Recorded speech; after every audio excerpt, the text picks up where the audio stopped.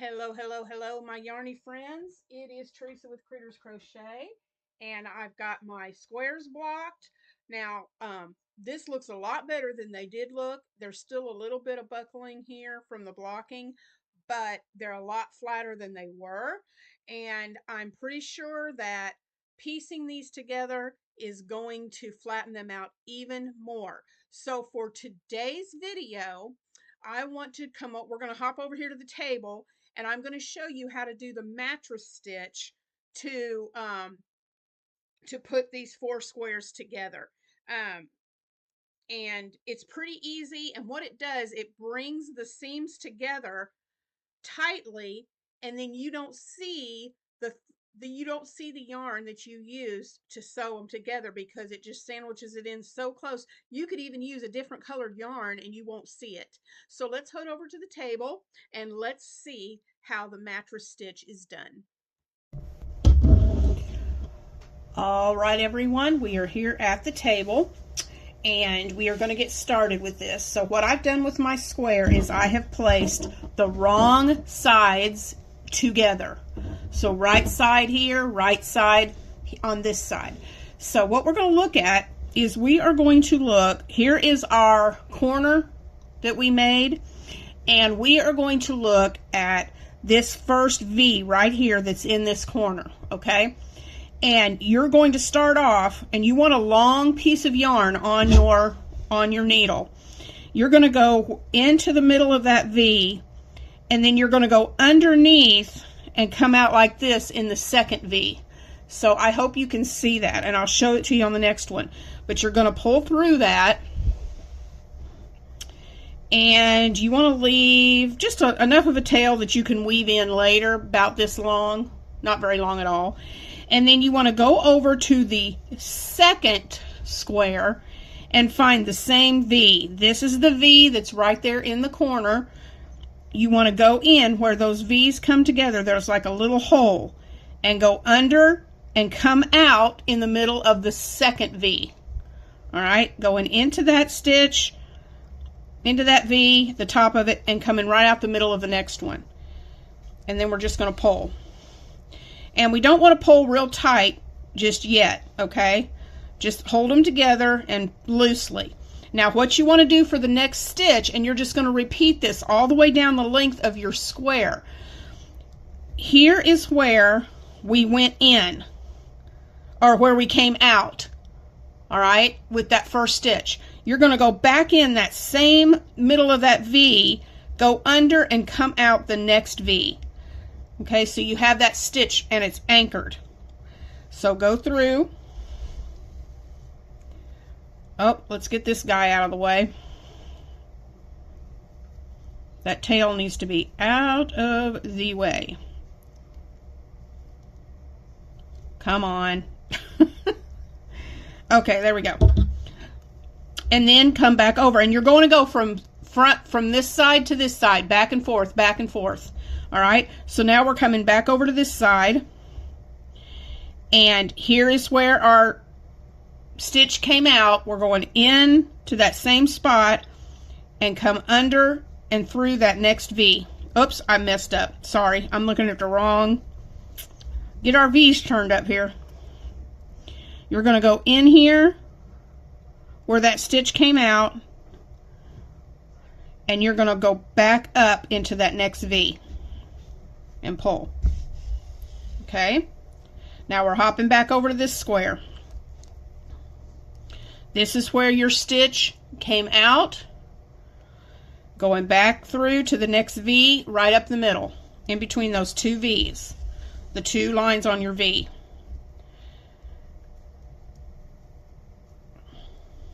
Well, we've caught this and it needs to come out. We don't need to have, nope, I'm looking at the wrong thing. There we go. We got to get that guy out of the way. Then you're going to come back over. Here's where that stitch, here's your stitch that you're sewing together came out of this V. So you're going to go into that V where that stitch is coming out, underneath and back up in between the V's of the next stitch. Okay? we're coming back over to this square. Here's where the stitch came through. Okay, we're going to go under and up through the next V. So that's all you're doing back and forth, guys. Into the V where the stitch was coming out, where the thread's coming out, and up through the next one, the middle of the next one.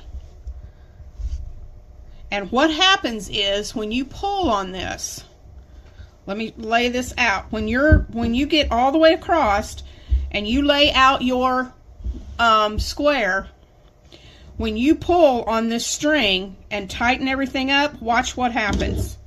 I'm gonna pull on, well, get him out of there. I'm gonna pull on this. Actually, you can pull on both of them, really. And look what happens. When that comes together, you have a perfect seam that closes in tightly. All right? So I'm going to do this all the way down, and I'll meet you just before we get to the end of these two squares. I'll meet you there. All right, guys, I'm approaching the end of this round, so we're going to go, remember, we go in where that last piece of thread came out, what we're sewing, into that V and out the next V, into the V and out the next V. Get that string out of the way, into the V and out the middle of the next V, in between the two, see the two posts of the V right here? You're going in between, down, and back out the next one.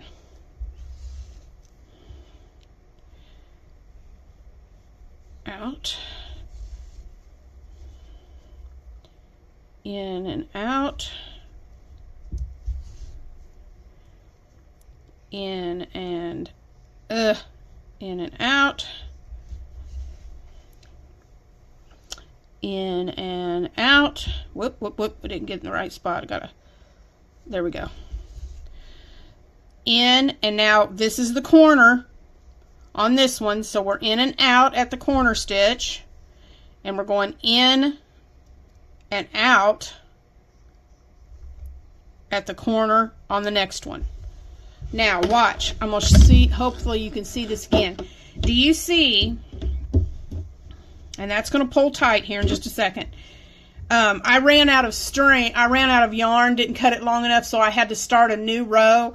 That's not hard to do. All you're going to go do is go weave that to the back side and weave it in. That's no big deal. But you can see how the row I've already done, look at the stitches, how close they are. And then look how open these are. That's what is going to close up when you pull. Let me hold it this way and pull. When you pull, and do you see how it's closing that right up? There we go. Sometimes you have to tug on it pretty good, but that closes that seam right up, and then you don't even see it at all. Okay? So that's how, let me bring this out. Oh, sorry, the other way. Let me bring this out. That's how you're going to seam these together. Now, you're going to seam two like that with these two. I'm going to put them up here to the side, and then you're going to get your next two.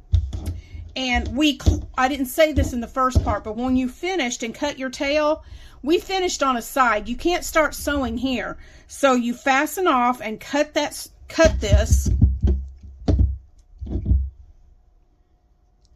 like you were going to fasten off and then weave in that end. And then this is the yarn that you're going to use. So make sure it's really long, and that's what you're going to use to sew these in. So then what you want to do is take your next two, put the wrong sides together, and start doing the mattress stitch down this side. When you have these two sewn together, and then you have this one sewn together, you're going to put them together like this. Here's the two sewn together, and here's your other two sewn together. You're going to bring them together like this, wrong sides together, and you're going to sew down the length of all of these, and then you'll have all four hooked together. So that is how the mattress stitch is done. And I hope that this was easy. I hope that you're able to follow along with this. If you have any questions at all, please don't hesitate to ask. But really, all you have to remember, let me bring this up and show you with this second one, is you want to go where your corner is, okay? You want to go into that first stitch in the corner and out that V. Okay, then you're going to go and we'll pull through. Then you go to the other side and go to your corner stitch, which is right here. You're going to go in between in the V and out the next V. All right, and it's just a matter of going in that V and out the next one. Okay, in the V, out the next one. But you're going to go side to side. Don't go. You're going to start here and go in the V and out the V. Pull it through. Then go to the other side. In this V, out that V. Then go back to this side. In this V, out that V. And you're going to go back and forth going in the V and out. In the V and out the V. All the way down. Pull your yarn to bring those seams together, and then you'll have all four of your I keep going the wrong way on this, I'm sorry. Let me get that. You'll have all four of your squares sewn together, and that will be what you have sewn together for January. All right, so let me know in the comments below if you have any questions. Okay guys, I have all four of my squares sewn together. Ta-da! And yes, is it still a little wonky? It is a little bit, but y'all, it's going to work out. It is going to work out when we get everything together. Now mine is, when we sew it to the other, when we sew these together to the other squares, it's going to be okay. Mine,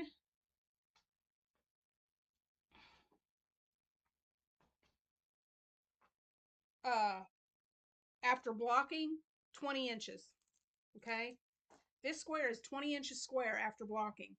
So if your squares, I want to tell you guys this again, your squares are not going to be the same size as my squares. They're just not. Some of you might have the same size. It depends on your yarn, your hook, and the tension that you have.